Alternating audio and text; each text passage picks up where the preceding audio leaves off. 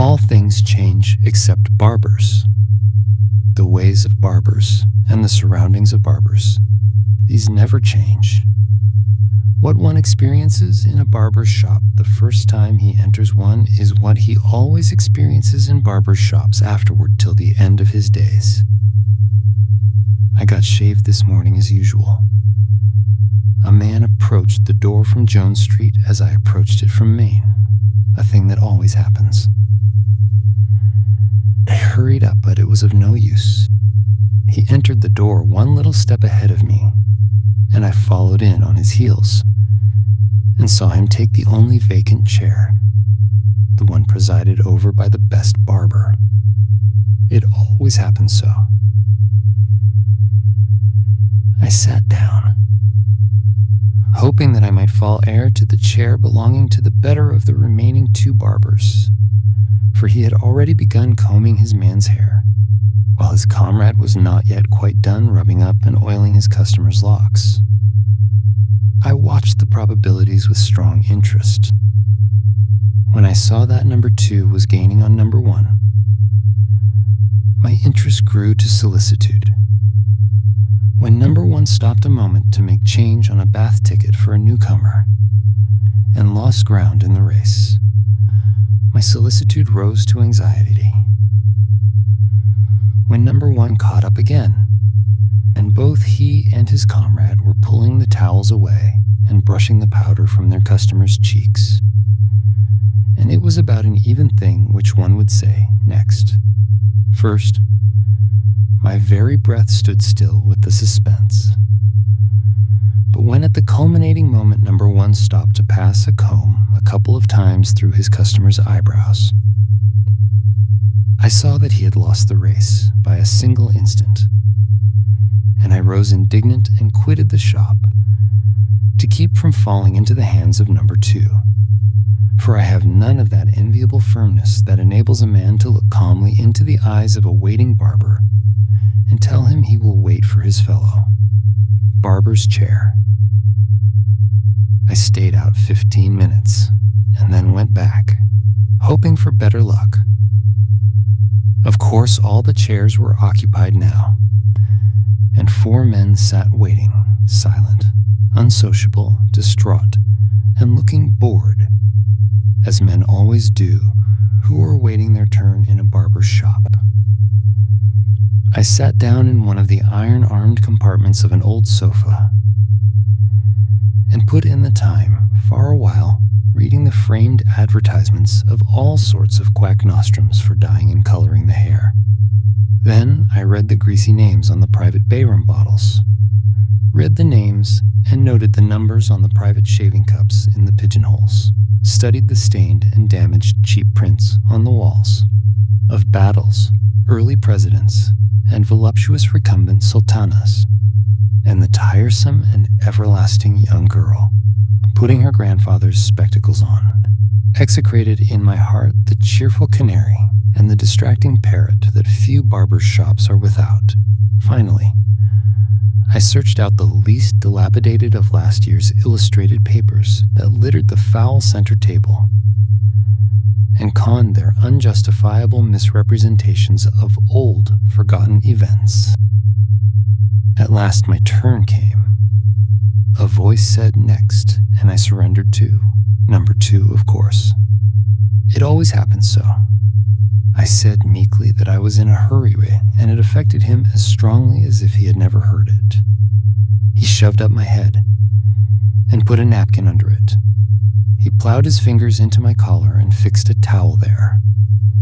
He explored my hair with his claws and suggested that it needed trimming. I said I did not want it trimmed. He explored again and said it was pretty long for the present style. Better have a little taken off. It needed it behind especially. I said I had had it cut only a week before. He yearned over it reflectively a moment, and then asked with a disparaging manner, "Who cut it?" I came back at him promptly with a "You did." I had him there. Then he fell to stirring up his lather and regarding himself in the glass, stopping now and then to get close and examine his chin critically or inspect a pimple. Then he lathered one side of my face thoroughly and was about to lather the other when a dogfight attracted his attention, and he ran to the window and stayed and saw it out, losing 2 shillings on the result in bets with the other barbers, a thing which gave me great satisfaction. He finished lathering and then began to rub in the suds with his hand. He now began to sharpen his razor on an old suspender, and was delayed a good deal on account of a controversy about a cheap masquerade ball he had figured at the night before, in red cambric and bogus ermine, as some kind of a king.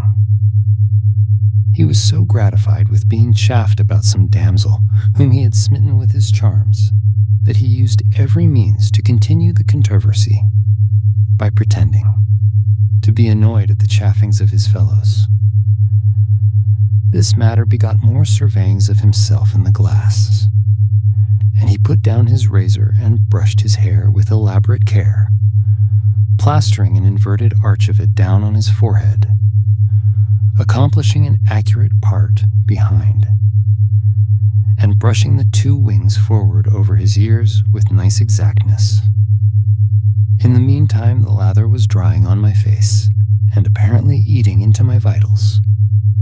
Now he began to shave, digging his fingers into my countenance to stretch the skin and bundling and tumbling my head this way and that as convenience in shaving demanded. As long as he was on the tough sides of my face, I did not suffer, but when he began to rake and rip and tug at my chin, the tears came. He now made a handle of my nose to assist him shaving the corners of my upper lip, and it was by this bit of circumstantial evidence that I discovered that a part of his duties in the shop was to clean the kerosene lamps. I had often wondered in an indolent way whether the barbers did that, or whether it was the boss. About this time, I was amusing myself trying to guess where he would be most likely to cut me this time. But he got ahead of me and sliced me on the end of the chin before I had got my mind made up. He immediately sharpened his razor. He might have done it before. I do not like a close shave, and would not let him go over me a second time.